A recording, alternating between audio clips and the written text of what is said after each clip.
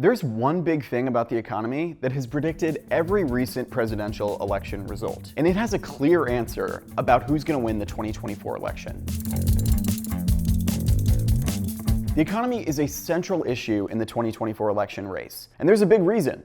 Despite the fact that it is, by basically every traditional measure, strong, Americans really don't like it right now. Polls show voters widely disapprove of Joe Biden's handling of the economy, and are increasingly remembering Donald Trump's economy even better than they used to. An April New York Times poll showed Americans' approval of Trump's economic handling, which was already his strongest issue while he was president, is up 10 points from fall 2020. So both candidates have an incentive to aggressively talk about the economy. Trump to harness his advantage, Biden to change everyone's minds. But both of them have complex and nuanced economic stories. And before we discuss what the economy tells us about who's going to win, it's really worth distinguishing spin and coincidence and luck from their actual decisions. So let's quickly review their records. Donald Trump came into office with a growing economy. Jobs were being added, and the unemployment rate was 4.7%. That job growth continued for his first 3 years in office, albeit at a slightly slower pace than Obama's last few years. Inflation remained really low by historical standards, and real wages, economists' term for whether wages are rising faster than inflation, giving you actually more money, also grew. Then, of course, COVID hit, and the shutdowns, or his handling of it, however you want to look at it, devastated the economy. And Trump ended his presidency by being the first president since Herbert Hoover to leave office having lost jobs. There are no jobs. Joe Biden also came into office with the economy growing and jobs being added, but in a much different way. The unemployment rate was 6.3%, and every major economist was warning that the country faced a long, drawn-out, sluggish recovery. But instead, the economy beat a lot of expectations. Unemployment dropped rapidly, including the longest stretch of time under 4% in 50 years. And wages especially grew for the lowest income workers. At the same time, though, as we all know, inflation shot to its highest point in 40 years, turning real wages negative for the first few years of his presidency. And that gets to something bigger about the economy right now. Everything about our current moment is tied up in COVID in some way, and both parties can cherry pick their narratives. To hear a lot of Democrats tell it, Trump was single-handedly responsible for the job losses of the pandemic, even as countries around the world went into recessions. To hear a lot of Republicans tell it, Biden was single-handedly responsible for all the post-COVID boom in inflation, but none of the post-COVID boom in jobs. According to experts, the reality is a lot more complex. Trump's chaotic handling of the pandemic probably did hurt the US economy, but basically every other country in the world had economic pain, some much worse than us. And Biden's huge economic stimulus plan probably did fuel some inflation, but basically every other country in the world had huge inflation, some much worse than us. So as hard as it might be to accept, much bigger forces than the president have been directing our lives. Now, in 2024, a lot of economic metrics favor Biden in some way. He presided over a recovery from the COVID recession 3 times faster than the recovery from the Great Recession. More Americans are working right now than ever before. The stock market is at record highs. He beat Trump's record on Black and Latino unemployment. There's a small renaissance in manufacturing jobs, and most Americans are making more in real wages than they did before the pandemic. And yet, Americans, including many Democrats, especially young and Black and Latino Democrats, are consistently down on the Biden economy. And that's because, beyond all the partisan spin, there's something else the pandemic did. It broke people's economic compasses. Last September, The Economist published a study with a really striking conclusion. Americans' attitudes about the economy no longer make sense to major economists. For decades, consumer sentiment, which is basically just economists' term for how people think of the economy and their own finances, has closely correlated with economists' predictions every month. Some variation here and there, but overall, look at that, super close. Then came the pandemic, and that just got shattered. No longer were all the things economists predicted would make people feel good actually making people feel good. And a lot of other polls confirmed the bad vibes. In May, a poll from The Guardian showed a majority of Americans believe the US is in a recession. Half think the stock market is dropping and that inflation is rising. And look, the economy is a lot more than just numbers, and people are entitled to feel angry or bad or whatever, no matter what those numbers are.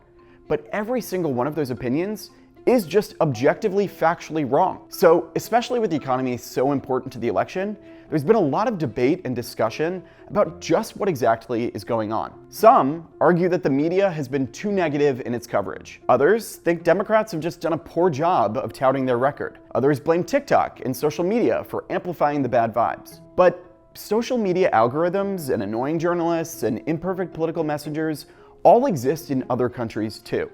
And there's some clear data that citizens of other countries are thinking of things differently than Americans. In 2023, the Financial Times did an analysis of a couple different countries' consumer confidence, and it found that the US was the only one that had a wide gap between economists' predictions and citizens' reality. So there is something unique to America going on. And after listening to a lot of people a lot smarter than me, here are three main theories why. Number one, inflation made already runaway and uniquely American costs super noticeable. This theory has been put forth by a couple people, including Atlantic writer Annie Lowrey.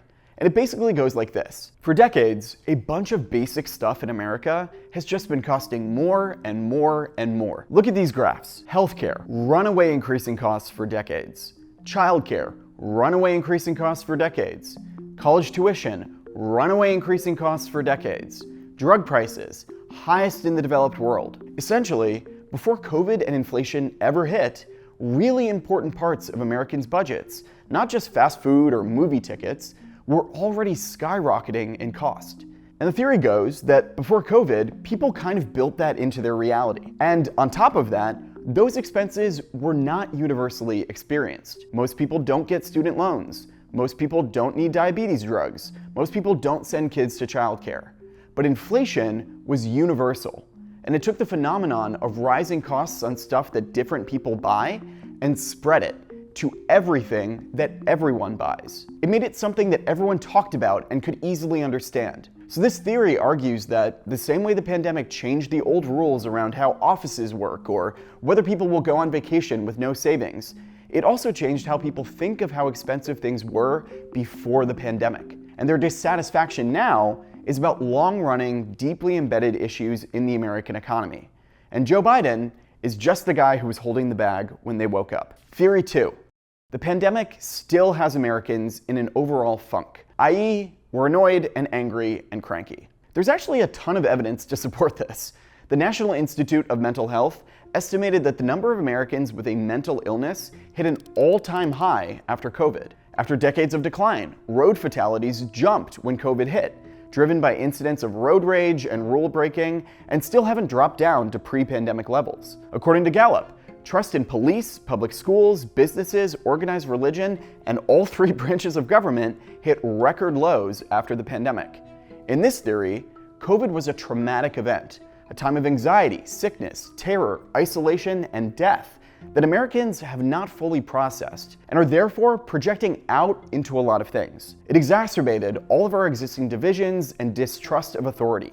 And the economy, which basically functions as the closest thing to a national thermometer and mood indicator, has become a way for people to express their underlying rage, sadness, and dissatisfaction, which would also kind of help explain why people often answer, "How is the economy overall doing?" differently from "How are you doing personally?" Third, news media and social media are making us, to use the technical term, Debbie Downers of negativity. Just to put my cards on the table here, to me, when there's something wrong these days, you can probably bet phones are at least part of it. But let's talk facts.